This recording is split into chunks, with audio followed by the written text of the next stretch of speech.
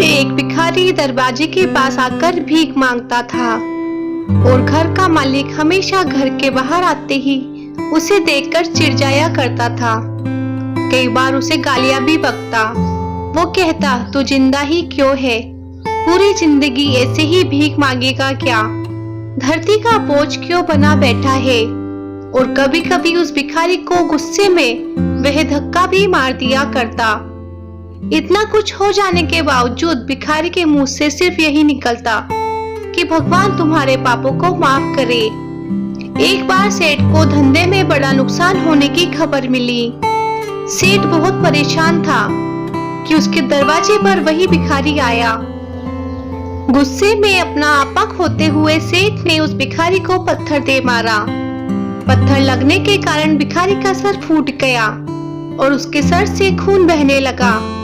फिर भी दर्द से कराहते हुए भिखारी ने इतना ही कहा, भगवान तुम्हारे पाप को माफ करे। भिखारी वहां से चला गया। सेठ सोच में पड़ गया। भिखारी को पत्थर मारा, फिर भी उसने सिर्फ प्रार्थना की। सेठ का गुस्सा शांत हुआ, सेठ का मन शांत हुआ। भिखारी का रहस्य जानने के लिए सेठ ने भिखारी का पीछा करना शुरू किया। भिखारी जहाँ जहाँ जाता सेठ उसके पीछे जाता। सेठ ने देखा कोई उसको खाना देता, कोई उसको मारता और कोई अपमानित करता तो कोई गाली देता। लोग भिखारी के साथ चाहे जैसा व्यवहार करते, लेकिन भिखारी सबके लिए एक ही प्रार्थना करता, भगवान तुम्हारे पाप माफ करे। अब रात होने को आई। भिखारी अपने घर जाने के लिए लौटा। वो अपने घर पहुंच गया, लेकिन सेठ अब भी उसका पीछा ही कर रहा था। एक पुरानी टूटी हुई खटिया पर एक बूढ़ी औरत लेटी हुई थी। काफी कमजोर और बीमार लग रही थी। वे भिखारी की पत्नी थी। अपने पति को वापस आता देख वह खाट से उठ खड़ी हुई। पत्नी ने अपने पति के भीख वाले कटोरे में देखा, उसमें सिर्फ आधी बासी रोटी थी। उसे देखकर वे बोली, बस आज इतना ही मिला?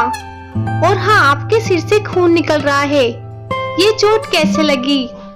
बूढ़ा भिखारी बोला, आज बस इतना ही मिला, किसी ने कुछ दिया ही नहीं, सबने गालियां दी और एक ने पत्थर भी फेंका, इसलिए मेरा सर फट गया।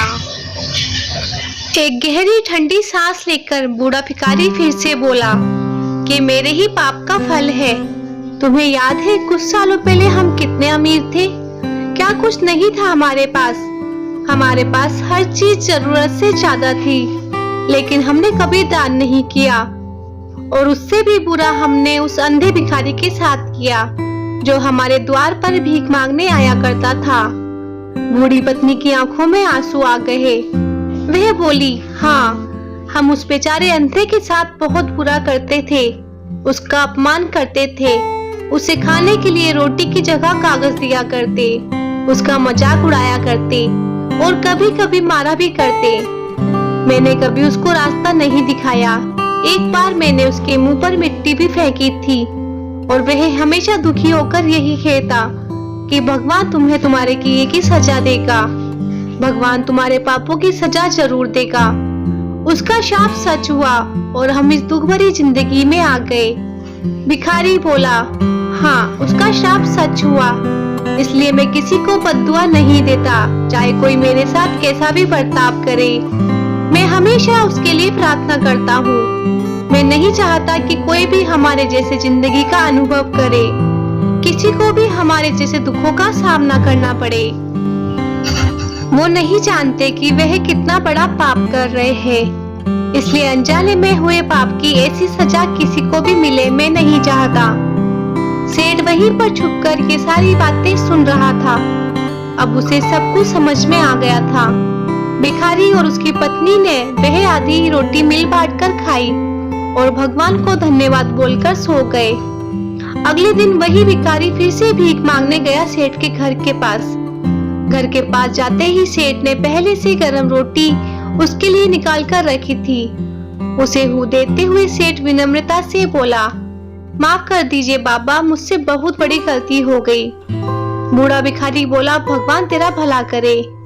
इतना कहकर वे आगे निकल गया। इस कहानी से जो सीख लेने लायक है वह बड़ी ही सिंपल है। आदमी चाहे किसी के बारे में बुरा कहे या भला करे, लेकिन भगवान सिर्फ कर्म के हिसाब से उसको फल देता है। क्या हुआ अगर भगवान नहीं दिखता है? लेकिन ये बात बिल्कुल सच है, उसके खाते में सबका हिसाब बहुत पक्का होता है। इसलिए जब किसी के लिए कुछ भी करो तो अच्छा ही करो।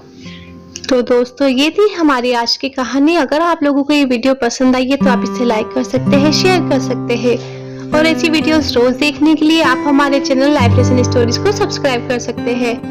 Thanks for watching.